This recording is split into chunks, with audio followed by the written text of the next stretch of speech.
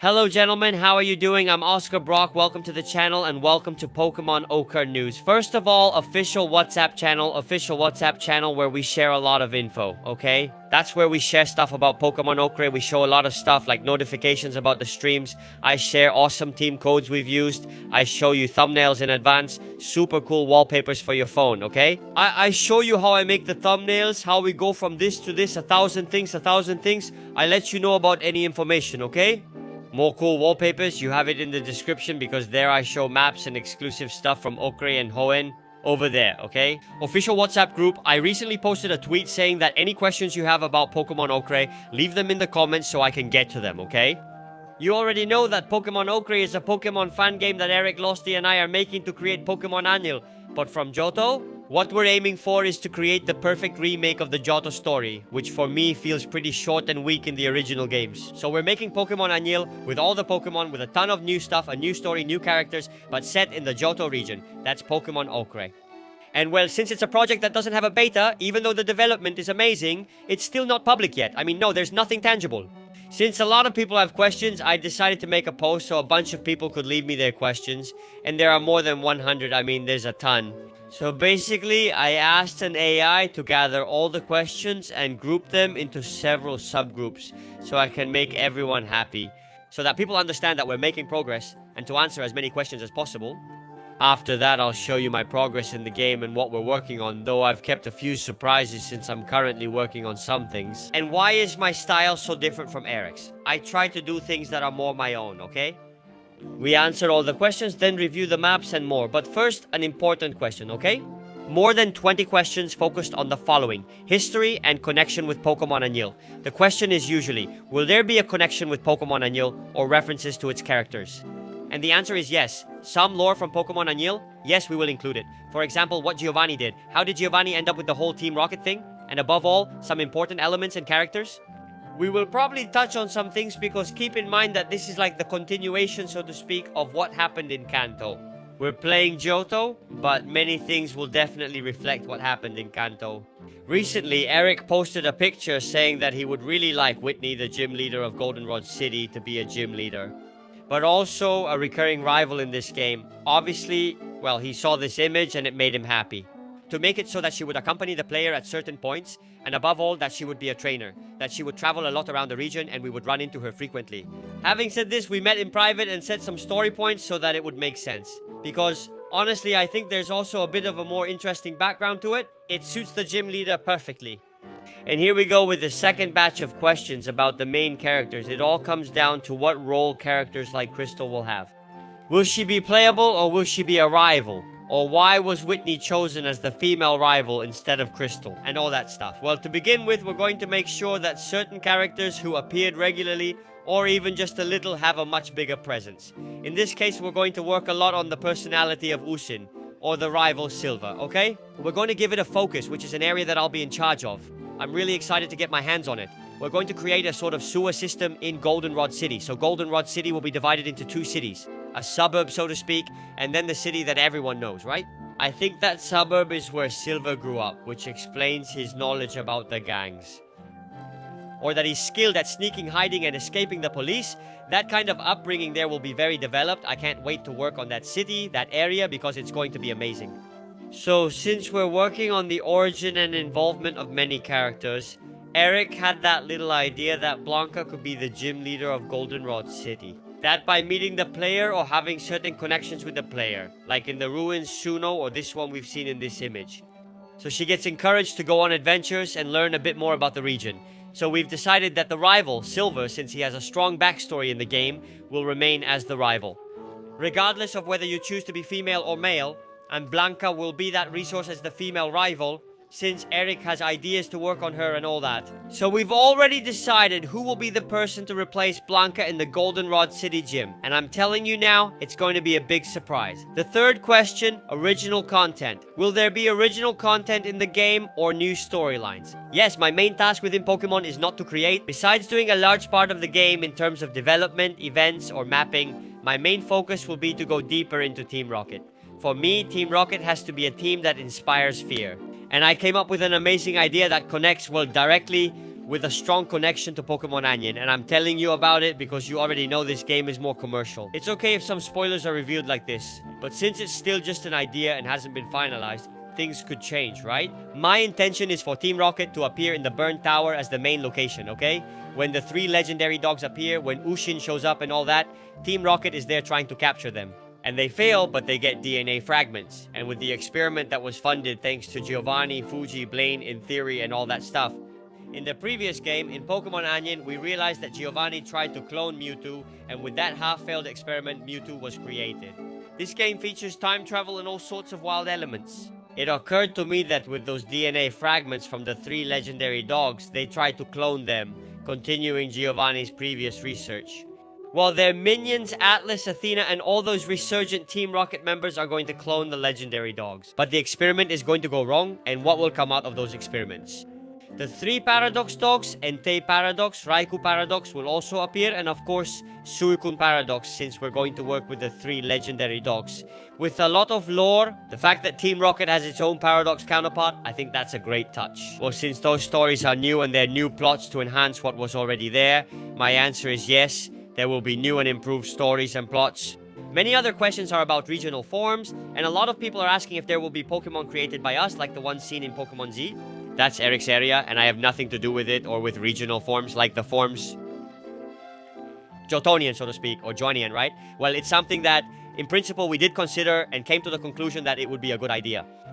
But does this game draw a lot from Pokemon Annual? And in Kanto, there isn't a single regional form belonging to Kanto. They're all, well, actually, there are regional forms from Kanto. Rattata, for example, is a Kanto Rattata, right? I understand that Rattata does, well, appear in many regions too, so I don't think it's a Kanto version. But in general, we've decided not to, because there are a lot of people who are very reluctant about regional forms. I would like to keep it as a cameo, maybe some Pokemon created by Eric. From Pokemon Z, for example, can we include as cameos the Z Megas of Greninja, Delphox, and Chesnaught? We could maybe include it, or, I don't know, add the Eternal Flute as a mystery gift, something like that. But in general, there won't be any regional forms exclusive to this game. There will be regional forms from Galar, Paldea, and many other places, but there won't be regional forms from Johto. Many questions are about the same thing regarding the Pokemon, right? Will there only be Pokemon from Kanto and Johto? Or will it be expanded to include all available Pokemon? Will all existing Pokemon be available? Yes, we do have the Classic option, which was also in Pokemon Annual. Which means that if you want to play with the Classic first and second generation, you can just play, and that's it. There's no problem at all. But if you want to play the ultimate Johto experience with all the Pokemon and everything, then obviously you have to take advantage of that and enjoy it. Mechanics and quality of life improvements. There will be some. Weather will improve the base from Pokemon Z, and weather will use the wild base from Pokemon Annual, and so on. So that it has those quality of life features like Nuzlocke mode, random mode, experience share, and all that stuff. Everything you saw. For example, in Pokemon Z, things like level cap or the quality of life features like experience share for everyone or Nuzlocke mode and so on. Don't worry about any of that. Don't worry, because it's all going to be there. But speaking of foundations and talking about exclusive mechanics and performance, I'll bring you a video next week or the week after announcing some really cool things that are going to excite everyone, so don't worry.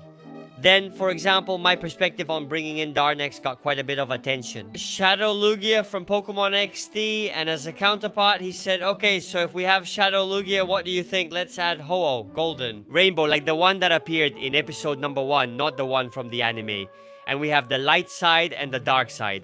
Of course, I have an idea to include it as an event. How Team Rocket manages to make a Pokemon become Shadow, we need to include that. It's good that they made a deal with the Aura region, that they bought the information from Discal and from the team that was in charge of closing the hearts of Pokemon and all that stuff. So in that regard, I'm going to give it a lot of depth and a lot of background. Regarding Hoo-Hoo, well, I would also like to do something with him and to consider how he's going to have that extra version, special version, mega version, primal version, or whatever you want to call it. But I don't think we'll include dark Pokemon, or maybe Team Rocket will use stronger Pokemon, which are the dark ones. That way we can adjust the difficulty. We don't know yet, so I won't rule it out. That question is still undecided. We also wonder about secondary content, such as side quests like in Pokemon Z, or if there will be extra content. Well, no, Mr. Prodigio, the whole exploration system from the original Pokemon will be there. If you talk to an NPC, they might give you something or ask you for something in return, but there won't be any side quests. Maybe like in Pokemon Z, but this game is heavily inspired by Pokemon Annual, and if there was secondary content in Annual, then it will be here too. Quote unquote, if there's something cool to do, it'll be here. For example, Anil really liked making the starter exchange cafes. Don't worry, this will be kept. There's also a question that comes up a lot about Pokemon Z, which is whether we're going to have certain romances or special interactions with certain characters. From my perspective, I was ruling it out. What I would like is for this game to be a remake, but when it comes to romances and all that stuff, for it to stay vague, something the player can imagine for themselves. And we'll leave that for a game with much more narrative and story weight, like Pokemon Z could be. This game, we're going to focus it as a game where a much larger group of players will play. Let them imagine their own stories, but it should have a clear story and ending without too much special interaction or romance. Personally, I've ruled it out, so I don't really know Derek's plans, but I think in that regard we think pretty much the same. The last question before we go on to show you our own content is going to be the classic phrase, right? The classic, when is the game coming out? Look, I'm always pretty optimistic about development because we're working really hard on it. Even Eric asked me today, what's up with this? Honestly, man, on an ego and self-esteem level, it really boosts you when a big Fangame creator like Eric tells you that. He tells me, dude, honestly, you're adapting and getting up to speed way faster than I thought you would. In no time. Soon we'll start with events, and that's where I want to see you really shine. But when it comes to mapping and areas, I'm working much better than I thought I would, and that's something I'm proud of. And now I'm here to show you the things I've been working on. I'm keeping most to myself since I don't want to reveal everything in one video, but I'll show 4 or 5 so you can see some cool things, and why. I'm also aiming to make it a bit different from what Eric does.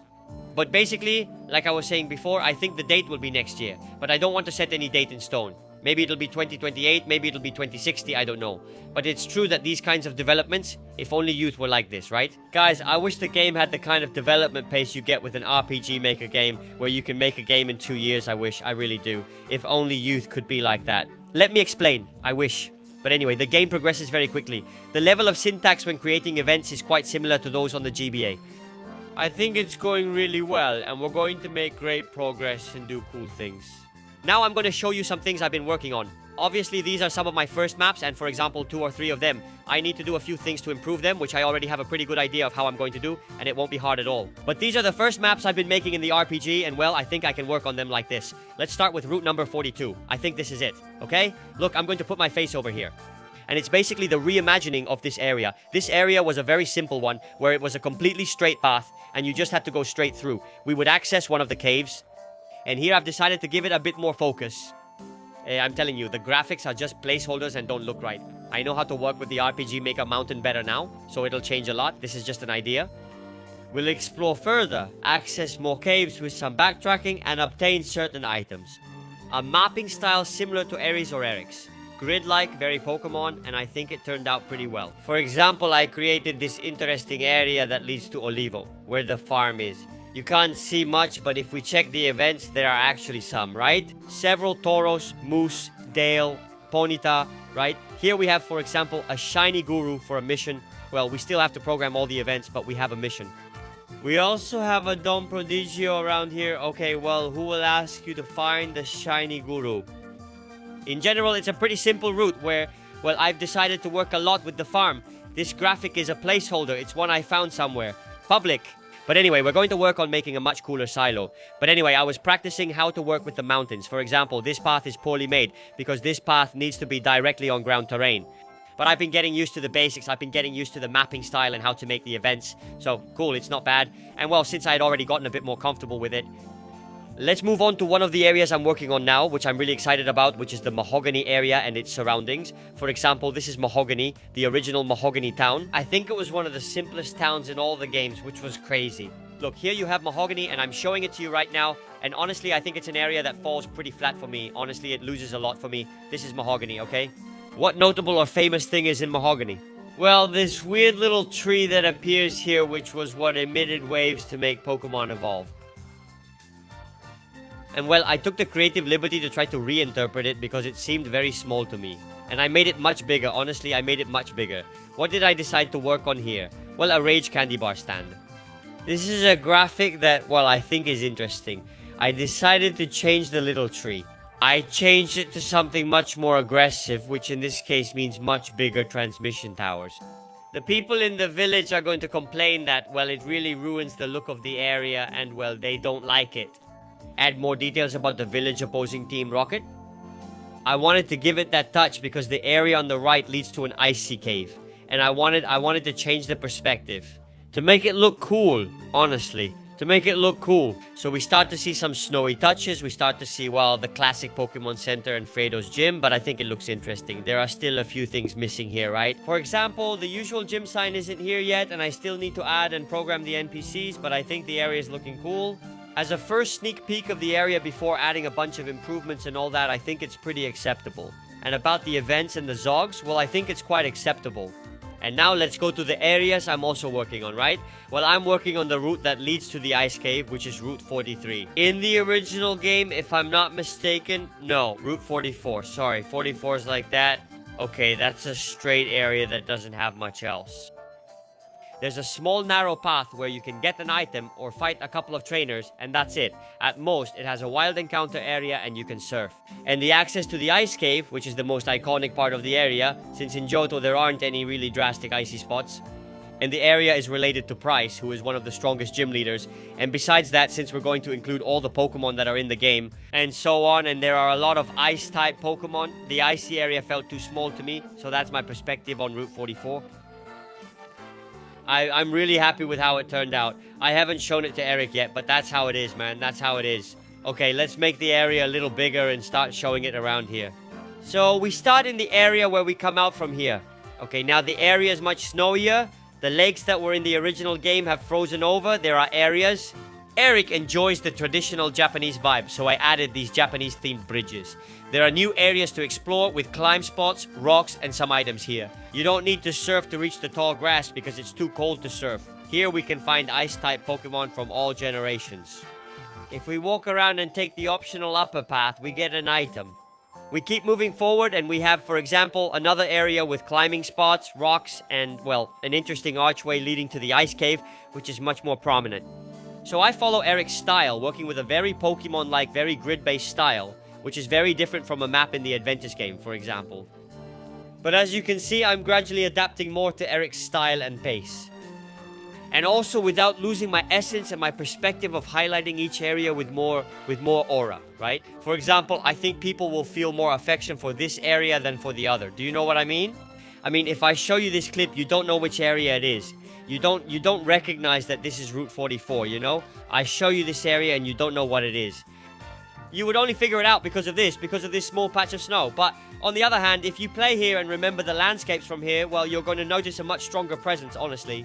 And now let's go, for example, to one of the last areas I'm going to show, which is the access to Lake of Rage. Of course, we're in Mahogany Town, we come this way, alright? And there's not as much snow, not as much presence of snow as there is on Route 44. But anyway, we're here on Route 43. We're making our way through the area. We have a little spot for rock climb.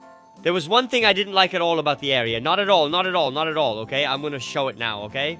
I think it was something completely absurd when it comes to accessing Lake of Rage. What is this, okay?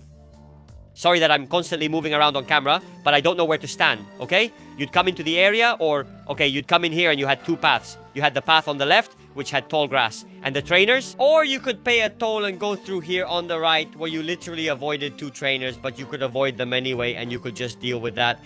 This area is completely empty. For me, it was something terrible, honestly. I think it's terrible. And the thing the area is known for, maybe it's the two entrances, the left entrance and the right entrance, which lead to the Lake of Rage event.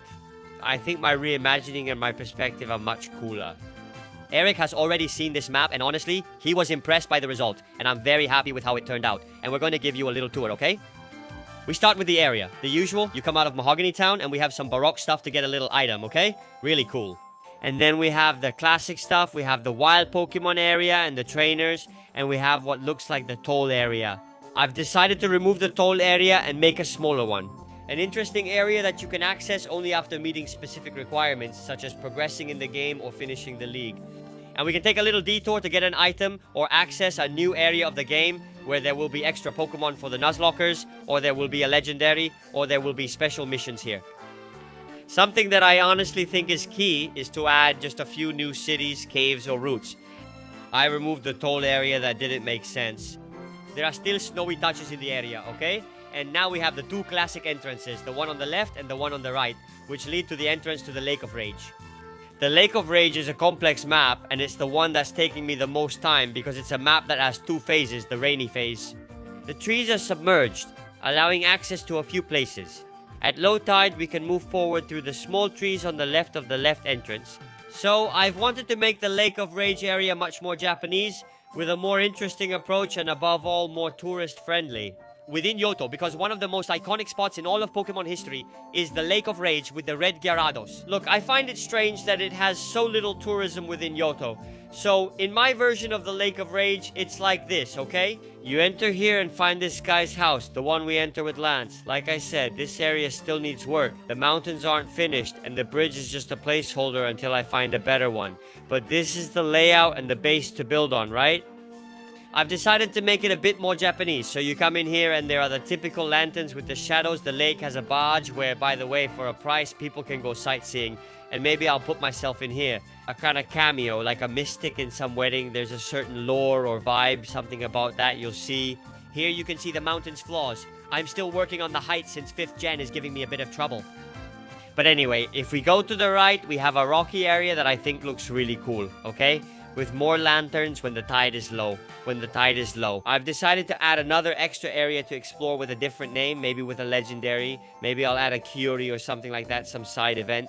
But I think it's interesting for us to offer as many options for new areas as possible. And well, when the tide is high in the area, you can access the house, you can get here with some item. In short, well, it's a good setup, it's a good base to work from. The Lake of Fury. And for example, I like it since it's the Lake of Fury. The red iron. Like an important scene with Lanks, well, the house also has touches like that. Brownish tones, the red lanterns, and the shade of the second tree.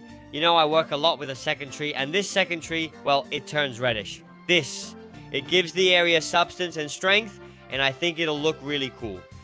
So, well, you know, I have to take care of cities. I think the next thing I'm going to work on is Endrino, and the routes around Endrino. I'm also working on the Team Rocket stuff, the well in Lowport. I think I'm in charge of that too.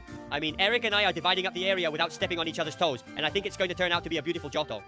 So, obviously you've seen some little mistakes. I apologize for the mapping errors, but above all, I wanted to make this video to do a Q&A and show a few areas of the cities. And let it be clear that the areas I work on, even if they're maybe a bit simpler than Eric's, I dedicate the same amount of time because I want them to have more personality and a clear distinction so that any route is cool. So that's it, guys. That's all. Leave me more questions for a second Q&A, which I'll probably do next month or the one after, once I have enough. There are many more areas to show you, and we'll repeat the format. Remember to check out our official WhatsApp channel for exclusive Lokra content. Very interesting, okay? You can't miss it. It's in the description. Family, see you soon. Bye.